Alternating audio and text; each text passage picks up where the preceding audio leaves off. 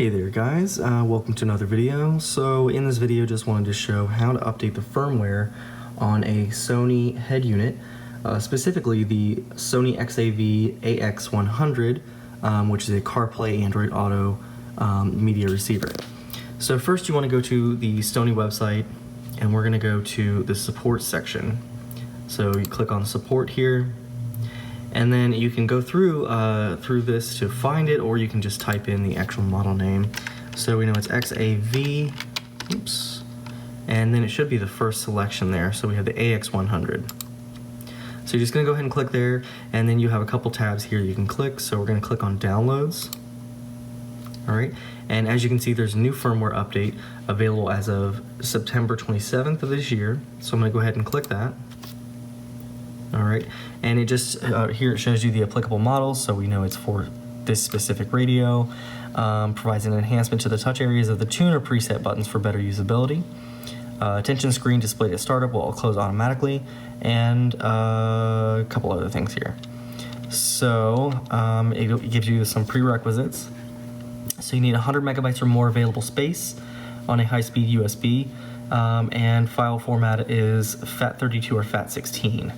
And so I can show you how to check that also. And then you also want to check your firmware version prior to updating to make sure that you, if you already have this version, then there's no need to update. And if you have a lower version, you can update. Let's see, download and install. Settings are reverted to default values after the update. So that kind of sucks. So you have to go back and actually change your settings back to what you had them as. So these are the prerequisites for downloading. Copy the update folder to under the root of the USB memory, which is connected to your PC. Install the update. So you're going to connect the USB to the port for the radio. Press the volume knob and select source off. Change the unit to source off state. Select settings from the home screen.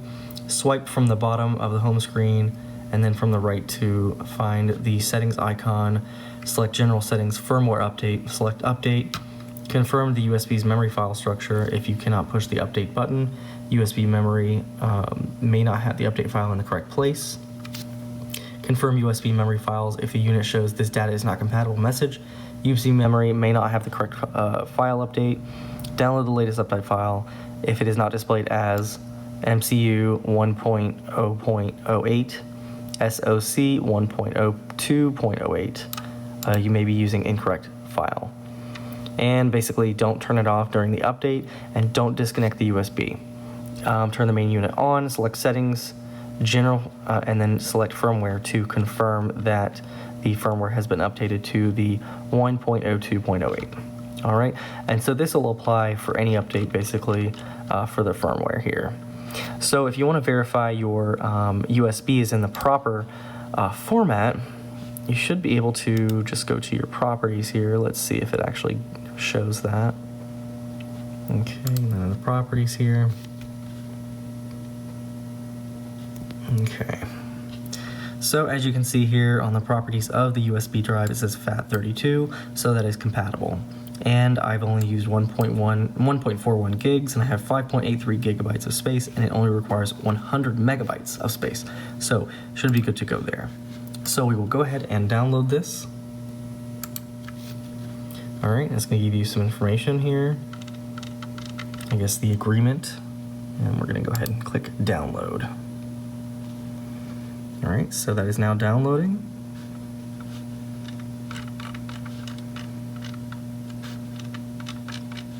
Okay.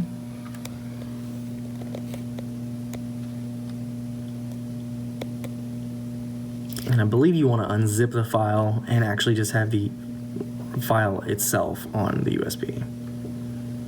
All right, so it is now done downloading. So we are going to go ahead and show it in the folder here. Where is it? All right, here it is. So we'll go ahead and extract this. Okay. And then we'll go ahead and put it in the flash drive. So go to computer, we'll go to this here, and then we'll go ahead and click OK. All right, and it'll be on the root of the drive, so the drive itself. Hit extract. Okay, and then it should be copying all the files to the hard drive now.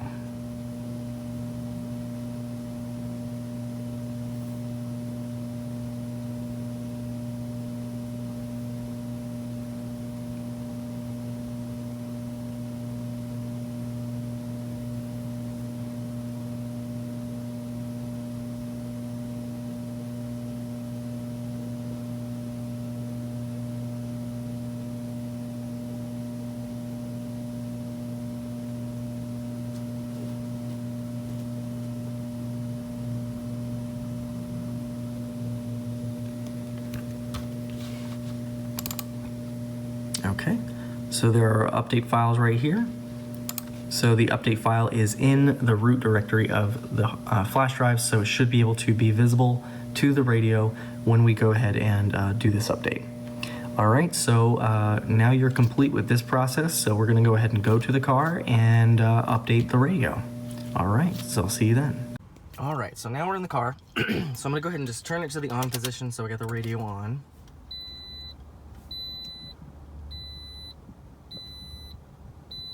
Wait for it to boot up here.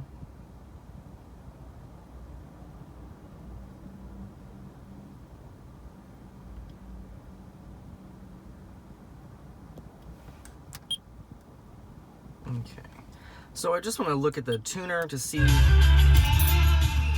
Ooh, that's loud. All right, so I just want to see how they look right now. All right. Let's go ahead and turn everything off here. So source off. Let's check our current firmware version. Okay. So we go to settings, general settings, scroll down. All right, firmware version. So let's see what we're on.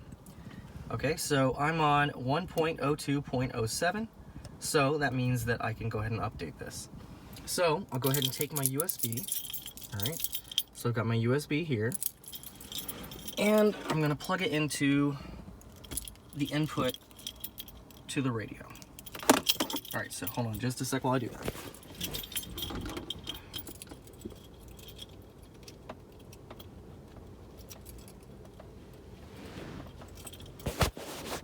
Okay, so now it's plugged in, and the radio has already recognized that it has the correct file on there.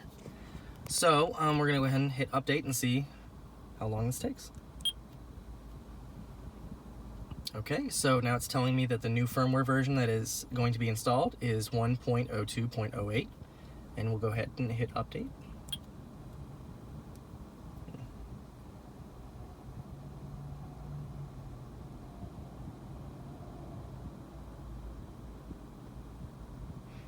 Okay, and it's nice, it gives a little progress bar, so it's going pretty quickly.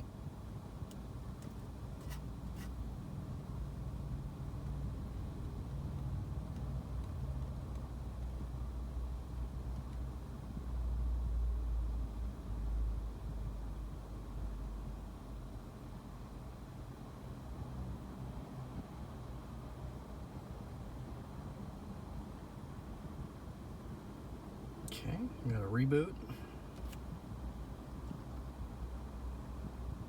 Okay, so it's updating. All right, so now it's at 50%.